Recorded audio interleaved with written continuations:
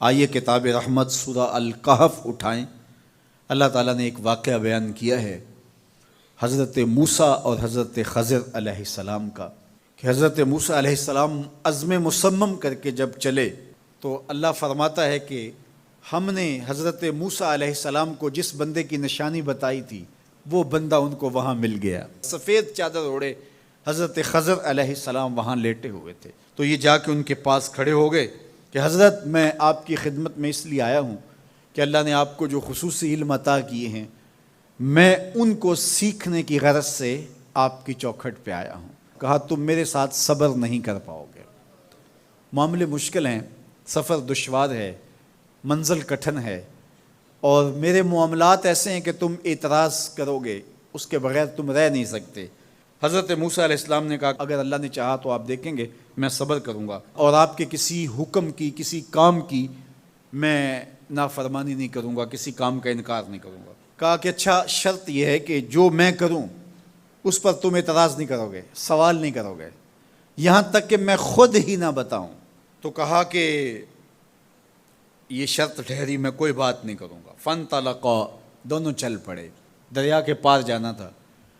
جو کشتی کا مالک تھا، کشتی بان تھا، وہ حضرت خضر علیہ السلام کو جانتا تھا تو اس نے کرایہ بھی نہیں لیا، لیکن جب کشتی پر سوار ہوئے تو عصا مار کے حضرت خضر علیہ السلام نے کشتی کا ایک پھٹا توڑ دیا۔ تو بے ساختہ حضرت موسیٰ علیہ السلام نے کہا آپ نے پھٹا توڑ دیا، یہ سارے ڈوب جائے؟ کہا میں نے کہا تھا نا تم میرے کاموں پہ صبر نہیں کر پاؤ گے۔ تو حضرت موسیٰ کو یاد آیا، کہا میں بھول گیا تھا، اس پر مواخذہ نہ کیجیے۔ پھر دونوں چل پڑے، بچے کھیل رہے تھے، ایک خوبصورت لڑکا وہ بھی بچوں میں کھیل رہا تھا۔ حضرت خضر آگے بڑھے اور اس کی گردن مروڑ دی، اس کو قتل کر دیا۔ صاحب شریعت تھے حضرت موسیٰ علیہ السلام، نہ رہ سکے، پھر بول پڑے ایک جان کو بغیر کسی جان کے بدلے میں قتل کر دیا، اس نے گوایا کیا تھا ہمارا؟ آپ نے بہت ہی جو ہے وہ غلط کام کیا، یہ کام اچھا نہیں کیا آپ نے۔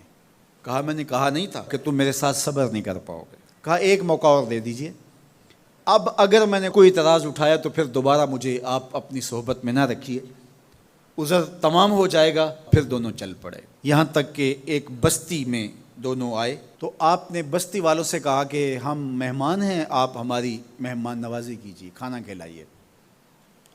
تو انہوں نے انکار کر دیا، کہا کہ ہم تو آپ کو بلایا نہیں ہے، آپ خود آئے ہیں، آپ اپنے کھانے کا خود انتظام کیجیے۔ گزر رہے تھے گلی سے تو ایک دیوار گرنا چاہ رہی تھی، تو جلدی سے اس دیوار کو مرمت کر دیا۔ کہا حضرت ہم اگر چاہتے تو اس پہ اجر لے سکتے تھے، انہوں نے ہمیں کھانا تک نہیں دیا اور ہم ان کی دیواریں سیدھی کر رہے ہیں۔ کہا اب تمہاری میری جدائی ہو گئی، تم نے یہ بھی اعتراض کر دیا۔ تو انہیں یاد آیا کہ وہ یہ بھی اعتراض ہو گیا، اب میں تمہیں بتاتا ہوں کہ یہ 3 کام میں نے کیوں کیے۔ اللہ اکبر۔ اب سنیے، قرآن ہمیں بتاتا ہے کہ ظاہری علم بھی ہوتا ہے لیکن کوئی باطنی علم بھی ہوتا ہے۔ کہا وہ پہلی بات کشتی والی سنو، یہ 2 مسکین بچوں کی کشتی تھی، ان کے گھر کا چولہا اس کی کمائی سے جلتا تھا۔ دریا کنارے کنارے ایک ظالم بادشاہ رہا تھا جو لوگوں کی کشتیاں چھین رہا تھا، ہم نے تھوڑا سا عیب لگا دیا، وہ ٹوٹی کشتی چھوڑ کے چلا گیا۔ اب وہ تھوڑے سے پیسے لگا کے کشتی مرمت کرا لیں گے، گھر کا چولہا جلتا رہے گا، بتاؤ اچھا کیا یا برا کیا؟ کہا رہی بات اس بچے کی جس کو ہم نے قتل کیا، اس کے ماں باپ مومن تھے، نیک تھے، صالح تھے، بچے نے بڑا ہو کے بہت برا ہونا تھا، ہم نے اس کو قتل کر دیا، اللہ اس کے بدلے ان کو بہتر اولاد دے گا۔ علماء تفسیر نے لکھا ہے اس بچے کے بدلے میں اللہ نے ان والدین کو ایک بیٹی عطا کی جس کی نسل سے 70 نبی پیدا ہوئے۔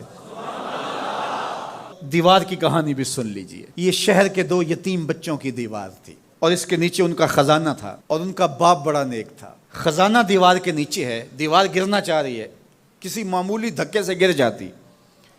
2 ہی صورتیں تھیں، یا وہ بچے خود اپنا خزانہ اٹھا لیتے یا لوگ اٹھا کے لے جاتے۔ لوگ اٹھا کے لے جاتے پھر بھی ہاتھ میں کچھ نہ آیا، اور اگر وہ خود اٹھا لیتے تو بچے ہیں، بچپنے کی وجہ سے وہ اس کو اڑا دیتے۔ تو ہم نے اس کے اوپر دیوار کھڑی کر دی، جب تک وہ اس قابل نہیں ہو جاتے کہ یہ خزانہ نکال کے اس کو صحیح مصرف پہ لگا سکیں، اتنی دیر تک دیوار گرے گی نہیں۔ اللہ اکبر۔ وہ کسی وجہ سے دیوار قائم رہے گی، اور جب وہ اس عمر کو پہنچ جائیں گے جس عمر میں وہ اس خزانے کو سنبھال سکیں گے تو پھر دیوار خود بخود گر جائے گی اور یہ خزانہ نکال کر کے اپنے کام پہ لے آئیں گے۔ میں جب پہلی مرتبہ اس کو جو ہے وہ غور کے ساتھ تلاوت کیا تو مجھے یہ لگا کہ اس کا انطباق پاکستان کے حالات پہ بھی ہو سکتا ہے، اس لیے کہ یہ بھی یتیموں کا سرمایہ ہے۔ کتنے یتیم روتے بلکتے رہ گئے اور ان کے سر سے جو ہے وہ سائے اٹھ گئے اس وطن کے لیے، لیکن میرے مالک نے اس ملک کے خزانوں پر گہرے پہاڑ اور بڑی بڑی دیواریں کھڑی کر دی ہیں۔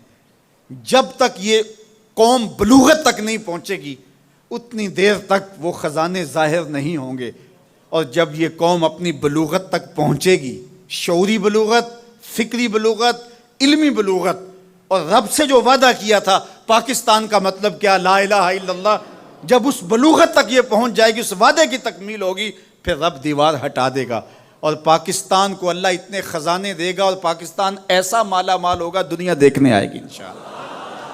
اس لیے رب نے دیواریں بنا کے رکھی۔ تمہارا باپ معین الدین چشتی بڑا نیک تھا، تمہارا باپ داتا گنج بخش علی حجویری بڑا نیک تھا، تمہارا باپ حضرت مجدد الف ثانی بڑا نیک تھا، ان کی وجہ سے میں دیواریں کھڑی کر رہا ہوں اور مضبوط حصار لگا رہا ہوں تمہارے خزانوں پر، اور وہ وقت آئے گا جب تم بلوغت کی عمر کو پہنچو گے دیواریں ہٹ جائے گی اور تمہارا وطن زمانے پہ مہکتے پھول کی طرح اور چمکتے ستاروں کی طرح اور روشن آفتاب کی طرح چمکتا اور مہکتا دکھائی دے گا، اور زمانہ پاکستان دیکھنے آئے گا، پاکستان دنیا کی قیادت کرے گا انشاءاللہ۔ تو کہا یہ تعویل ہے ان باتوں کی جو باتیں میرے رب نے مجھے بتائی، اور یہ میں نے اپنی مرضی سے نہیں کہیں، اور جو میں نے کیا اپنی مرضی سے نہیں کیا۔ تو یہ باطنی باتیں ہیں، شاید یہ باطنی باتوں کے جوش میں یہ بات بھی میں کر گیا۔ وہ کیا کسی نے کہا تھا کہ بھری محفل میں ایک راز کی بات کہہ دی، بڑا بے ادب ہوں سزا چاہتا ہوں۔